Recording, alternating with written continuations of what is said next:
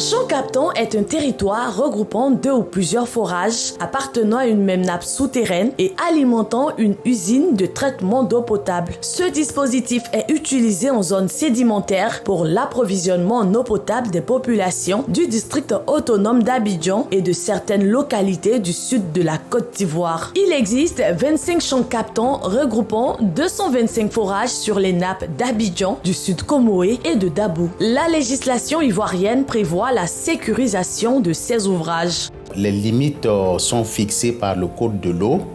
La limite maximale pour le périmètre de protection immédiat est de 1 km.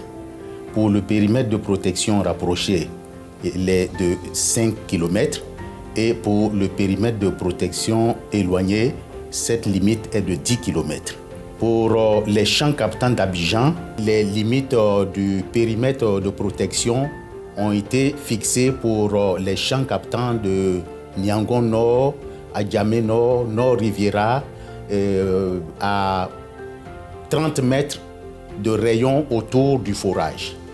Ça, c'est pour les limites du périmètre immédiat. Pour le périmètre rapproché, ces limites ont été définies à 120 mètres autour de ce forage. Un tour dans plusieurs communes du district d'Abidjan et vous découvrirez des images choquantes.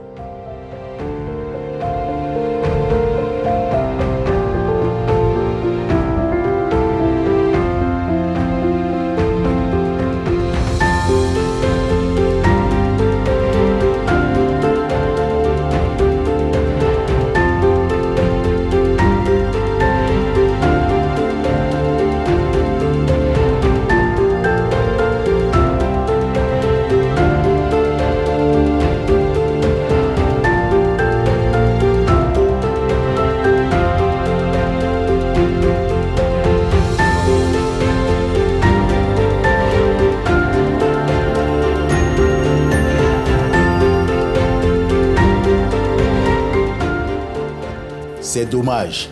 L'être humain est à la base justement de ces agressions. Il faut rappeler qu'au niveau d'Abidjan, nous avons 25 champs captants regroupant 225 forages. Mais sur les 25 champs captants, il y a 13 qui sont agressés et 13 forages qui sont abandonnés. Un forage alimente 50 000 personnes par jour en principe. Mathématiquement, pour les 13 forages, cela représente 650 000 personnes qui sont privées d'eau par jour. Plus les champs sont agressés, plus nous serons obligés d'aller chercher de l'eau un peu plus loin.